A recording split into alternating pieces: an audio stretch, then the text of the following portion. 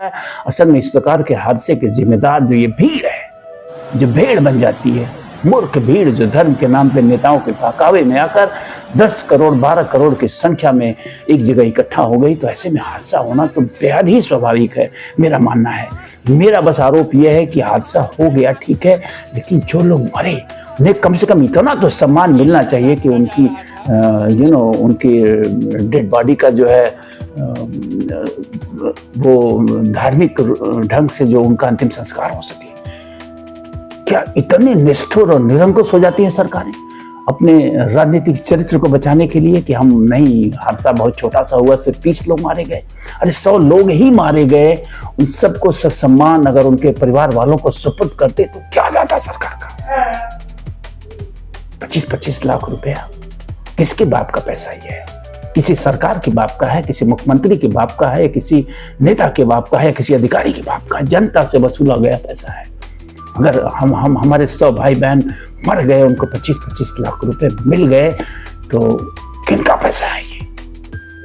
किनका पैसा है ये? आखिर क्यों आंकड़े छुपाए जाते हैं? तो ये जो भी सबूत मिल रहा है, ये 54 नंबर वाला सबूत नंबर 1, जो डेबरीज थी, डेबरीज मीन्स जो सामान, जूते चप्पल, इनको मशीनों से उठाया गया। हादसे की तस्वीरें जो चीख के कह रही हैं कि आंकड़ों के साथ खेल हुआ है। मैं दावे के साथ नहीं कह रहा हूं, लेकिन जो अनुमान लगाया जा रहा है मीडिया में, सोशल मीडिया पे, जो लोग वहां रहे हैं मौके पे, उन्होंने जो फिल्में बनाई हैं, जो पिक्चर्स बनाई हैं, ये साफ साफ संकेत कर रहे हैं कि आंकड़ों के साथ खेल हुआ है। इतने बड़े हादसे में सिर्फ 30 लोग नहीं मारे गए हैं, बल्कि यह आंकड़ा कम से कम 54, ये डेड बॉडी नंबर 54 यह स्पष्ट बता रही है कि कम से कम 54 लोग जरूर मारे गए हैं। अगर कम से कम 54 लोग मारे गए हैं तो यह स्पष्ट है कि आंकड़ों के साथ खेल हुआ है और आंकड़ों को छुपाया गया है। 54 से ज्यादा भी हो सकते हैं, सैकड़ों की संख्या में भी हो सकते हैं, कई 100 भी मरने वालों की संख्या हो सकती है। इसको मैं एज्यूम कर रहा हूँ। आप देखिए कि WHO ने कैसे एज्यूम किया होगा। WHO ने कैसे एज्यूम किया होगा कि भारत में असल में मरने वालों की संख्या 47 लाख से अधिक है। सीधी सी बात है, वो गाँव में गए होंगे, क्षेत्रों में गए होंगे, उन्होंने एक आंकड़ा लिया होगा कि हर गाँव से, हर क्षेत्र से कितने लोग मरे हैं, उसी को मल्टीप्लाई करके उन्होंने एक लमसम आंकड़ा निकाला होगा। वैसे तो कुंभ में देश भर के कोने कोने से लोग आए थे, 12 करोड़ लोग आए थे, लेकिन लेट्स एज्यूम उत्तर प्रदेश को सिर्फ हम लेते हैं। उत्तर प्रदेश में कुल 76 जिले हैं। मैं आजमगढ़ का हूँ, मैं आजमगढ़ की बात करता हूँ। आजमगढ़ से 3 लोग कंफर्म मारे गए हैं, जिनकी मुझे जानकारी है, उनकी मैं फोटो डाल रहा हूँ, उनका नाम पता भी आप देख सकते हैं इस वीडियो में। 3 लोग अगर सिर्फ आजमगढ़ से मारे गए हैं तो 76 जनपदों से कितने लोग मारे गए होंगे? लेट्स एज्यूम, आप भी एज्यूम करिए, और फिर देशव्यापी आप चाहिए तो एज्यूम करिए।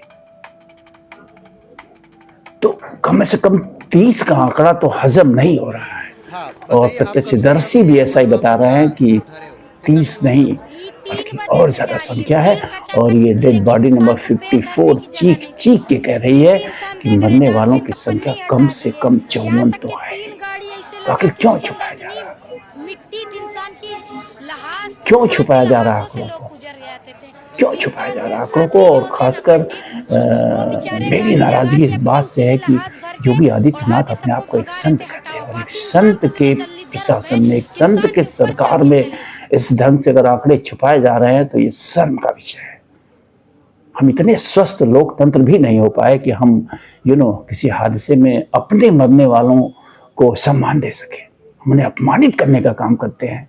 अयोध्या में पत्थरों में बांध के उन्हें नदियों में बहा दिया गया, 1954 में उन्हें जला दिया गया, फिर एक बार 1925 में, 2025 में जो है लाशों को सही संख्या नहीं बताई जाए। आप एज्यूम करिए वो प्रशासन जो नहाने वालों की संख्या पल प्रतिपल बता रहा था कि अब इतने करोड़ नहा चुके, अब इतने करोड़ नहा चुके, इतने बजे तक इतने करोड़ नहा चुके, इतनी सटीक व्यवस्था थी वहां काउंटिंग की कि वो नहाने वालों की भी गणना कर ले रहे थे। फिर आखिर क्या वजह थी कि मरने वालों की गणना करने में 17 घंटे लग गए प्रदेश सरकार को? 17 घंटे बाद कोई सरकारी तौर पे यह स्वीकार किया गया कि 30 लोग मारे गए हैं भगदड़ में। उसके पहले तो भगदड़ हुई है यह भी नहीं स्वीकार किया जा रहा था। ये ट्वीट्स देखिए।